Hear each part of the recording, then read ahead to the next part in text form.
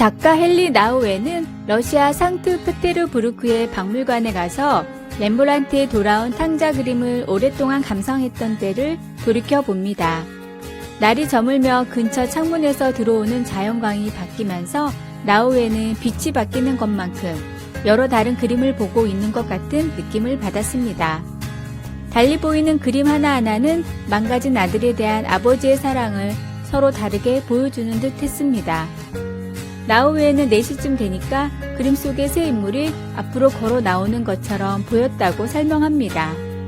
그중 한 사람은 탕자인 동생이 집에 돌아오자 극진히 환대한 아버지의 붕괴한 큰 아들이었습니다. 어쨌든 동생은 상당히 많은 집안 재산을 낭비함으로써 가족을 내내 고통과 곤란한 상황에 처하게 만들지 않았던가요?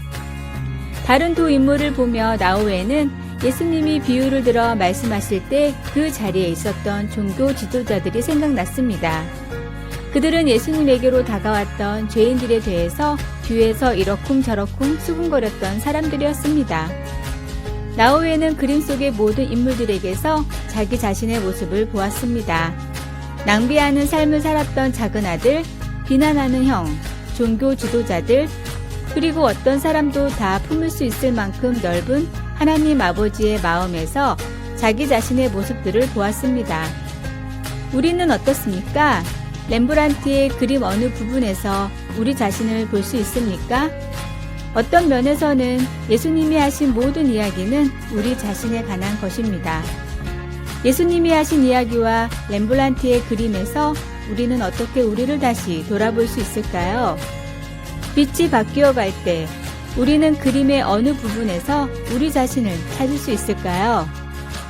말씀. 수군거려 이르되 이 사람이 죄인을 영접하고 음식을 같이 먹는다 하더라. 누가복음 15장 2절. 찬송 525장. 돌아와 돌아와.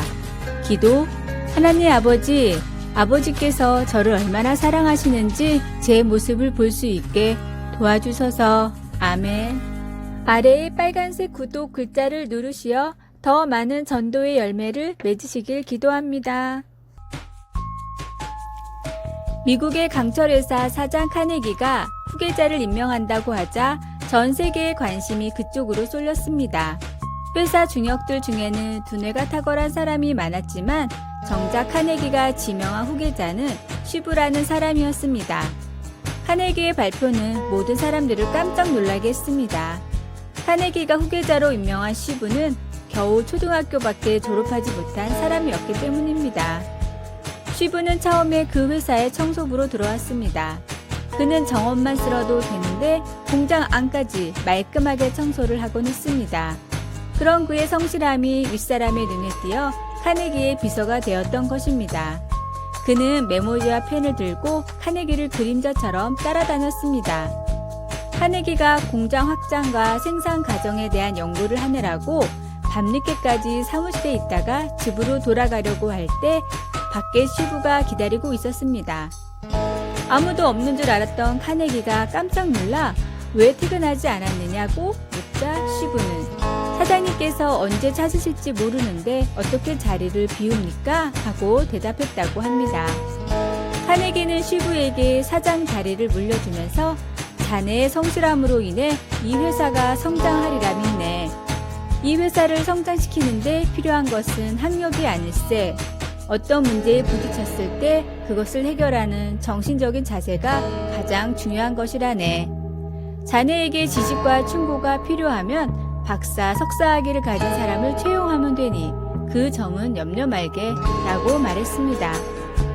별 볼 일 없던 청소부가 마침내 대강철 회사의 최고 경영자가 된 것은 학벌 때문도 다른 사람의 배경 때문도 아니었습니다. 오직 최선을 다하는 성실한 자세와 실천이 그런 결과를 가져온 것입니다. 오늘의 말씀, 어두운데 빛이 비치라 말씀하셨던 그 하나님께서 예수 그리스도의 얼굴에 있는 하나님의 영광을 아는 빛을 우리 마음에 비추셨느니라. 고린도후서 4장 6절. 오늘의 찬송 428장 내 영혼의 햇빛 비치니. 오늘의 만나, 지금 당장의 어려운 환경에 낙심하지 말고 항상 감사의 마음으로 삶을 살아갑시다. 아래의 빨간색 구독 글자를 누르시어 더 많은 전도의 열매를 맺으시길 기도합니다. 한 엄마가 어린 딸에게 3개월 된 남자아이가 우리 집에 놀러 올 것이라고 말해 주었더니 딸이 아주 기뻐했습니다. 딸 아이는 아기를 환영한다는 마음에 아기와 함께 식사를 하고 싶다고 제안했습니다. 딸 아이는 부엌 조리대 위에 있는 그릇에 담겨 있는 과즙이 풍부한 오렌지를 아기가 좋아할 것이라고 생각했습니다. 엄마는 아기가 지금은 우유밖에 못 먹고 좀 더 자라면 오렌지를 좋아할지도 모르겠다고 설명해 주었습니다. 성경은 신앙인의 영적 양식의 필요성에 대해서도 비슷한 개념을 가지고 설명하고 있습니다. 성경의 기본 진리는 마치 우유처럼 초신자의 신앙이 성장하는 데 도움을 줍니다. 이와 대조적으로 단단한 음식은 장성한 자의 것입니다. 기본 진리들을 소화하고 이해할 시간을 가진 신자들은 더 나아가 다른 성경적 개념들을 연구하고 다른 사람들에게 이 진리들을 가르치기 시작합니다. 영적으로 성숙할 때 우리는 분별력과 하나님께서 주시는 지혜와 하나님의 진리를 다른 사람에게 전할 수 있는 능력을 보상으로 받게 됩니다. 자식을 사랑하는 부모와 같이 하나님은 우리가 영적으로 성장하기를 원하십니다. 하나님은 우리가 영적인 우유만 마시는 것이 우리에게 최상의 것이 아님을 알고 계십니다. 하나님은 우리가 성장해서 단단한 음식을 맛보고 즐길 수 있게 되기를 바라십니다. 말씀. 단단한 음식은 장성한 자의 것이니 그들은 지각을 사용함으로 연단을 받아 선악을 분별하는 자들이니라. 히브리서 5장 14절, 찬송 545장, 이 눈에 아무 증거 아니 배어도. 기도. 사랑하는 주님, 주님의 말씀을 더 깊이 이해할 수 있게 해 주소서. 주의 진리를 추구할 때에 성령님께서 저를 인도하시고 깨닫게 해 주셔서 제가 주님의 뜻대로 살아갈 수 있게 해 주소서. 아멘. 아래의 빨간색 구독 글자를 누르시어 더 많은 전도의 열매를 맺으시길 기도합니다. 영국 최고의 화가로 알려진 가브리엘 로제티에게 어느 날 한 노인이 스케치북을 들고 찾아왔습니다. 저 혹시 제가 그린 그림을 잠시 봐주실 수 있을까요? 그림을 보는 안목도 훌륭했던 로제티는 흔쾌히 그러겠다고 했습니다. 그러나 수준 이하의 그림이라 뭐라 좋게 말할 표현이 없어 난처해했는데 그 모습을 본 노인이 스케치북 하나를 더 꺼내며 말했습니다. 표정을 보니 어떤지 알겠습니다. 그럼 실례지만 그림을 한 번만 더 봐주십시오. 노인이 두 번째로 꺼낸 스케치북의 그림은 대단했습니다. 로제티는 탐복하며 말했습니다. 너무 멋진 그림들입니다. 조금만 갈고 닦으면 저에게 비견될 화가가 될 재능이 있습니다. 노인이 아는 분의 글이입니까? 그러자 울먹이는 표정으로 노인이 말했습니다. 아니요, 사실은 둘 다 제 그림입니다. 젊은 날 저에게 선생님처럼 말해주는 사람이 없어 저는 그림을 포기했었습니다. 그러나 그 열정이 아직도 꺼지지 않아 다시 붓을 잡아보았으나 선생님이 보시다시피 그 재능은 모두 사라지고 말았습니다. 같은 노력도 때에 따라 내는 빛이 다릅니다. 인생의 가장 귀중한 때야말로 하나님을 위해 헌신하기 좋은 때라는 것을 잊지 말고 늘 가장 좋은 것을 하나님께 드리십시오. 오늘의 말씀. 예수께서 대답하여 이르시되 진실로 진실로 내게 이르노니 사람이 거듭나지 아니하면 하나님의 나라를 볼 수 없느니라. 요한복음 3장 3절. 오늘의 찬송 537장. 형제여 지체 말라. 오늘의 만나. 후회를 하지 않도록 중요한 것을 깨닫는 지혜를 주소서. 하나님을 섬기는 일과 약속한 일은 절대로 뒤로 미루지 맙시다. 아래의 빨간색 구독 글자를 누르시어 더 많은 전도의 열매를 맺으시길 기도합니다.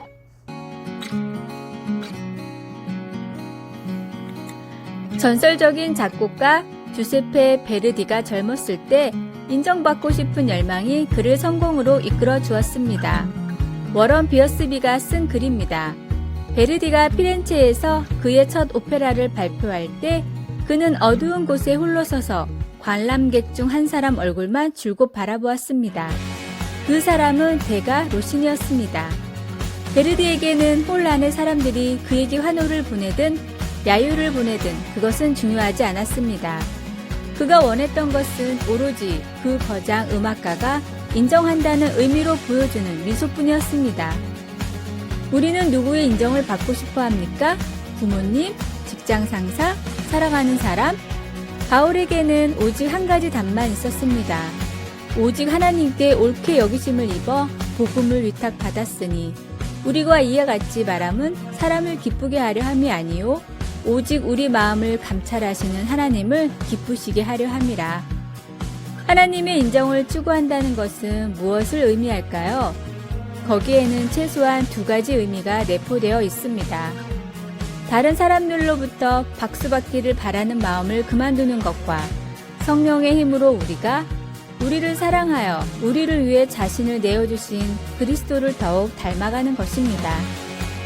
우리 안에서 우리를 통해 이루시는 하나님의 완벽한 목적에 우리를 내어줄 때 우리는 어느 날 가장 중요한 그분이 인정하시는 미소를 보게 될 것입니다.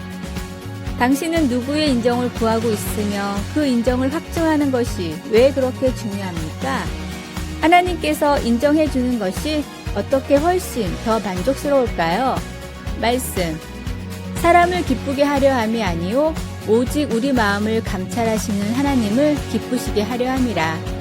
데살로니가 전서 2장 4절. 찬송 516장. 옳은 길 따르라 의의 길을. 기도. 주위 사람들로부터 인정받고 칭찬받는 것은 너무 쉽습니다. 우리 눈을 들어 우리를 가장 잘 아시고 가장 사랑하시는 아버지를 보게 하소서. 아멘. 아래의 빨간색 구독 글자를 누르시어 더 많은 전도의 열매를 맺으시길 기도합니다.